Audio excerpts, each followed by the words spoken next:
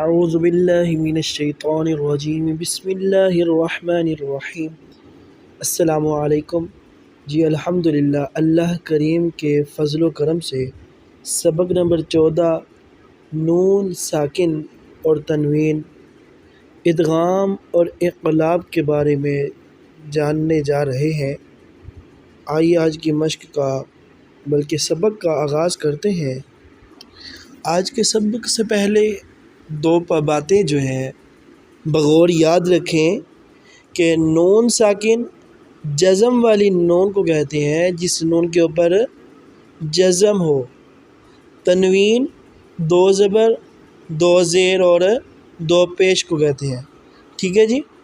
ادغام نون ساکن یعنی جزم والی نون یا تنوین یعنی دو زبر دو زیر ہو یا دو پیش ہو، نون ساکن یا تنوین کے بعد حروف یرملون میں سے کوئی حرف آ جائے تو ادغام ہوگا۔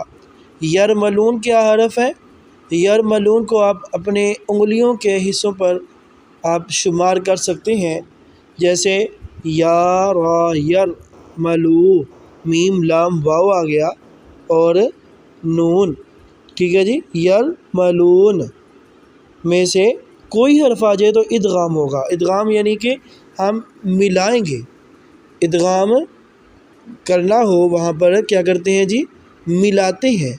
را اور لام میں بغیر غنّے کے اور باقی چار حروف میں غنّے کے ساتھ جو ہے ادغام کریں گے۔ حروف یرملون 6 ہیں اور وہ یہ ہے، جیسا کہ پہلے بھی بتایا کہ انگلیوں پر بھی شمار کر سکتے ہیں۔ یرملون، یا را میم لام واو نون، ٹھیک ہے جی۔ یہ تھی ادغام کی تعریف۔ آگے اقلاب کے بارے میں جانتے ہیں کہ نون ساکن یعنی جزم والی نون یا تنوین کے بعد حرف با آ جائے تو اقلاب ہوگا، یعنی نون ساکن اور تنوین کو میم سے بدل کر اخفا کریں، یعنی کیا کریں؟ غنّہ کر کے پڑھیں۔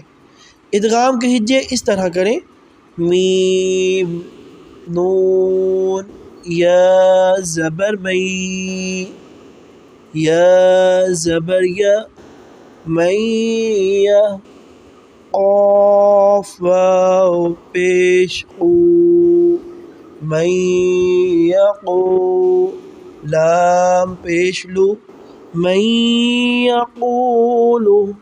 آگے جی اقلاب کے ہجے اس طرح کریں جیسے میم نون زیر من، با عین زبر با مم با، دال زیر دی مم بعدی۔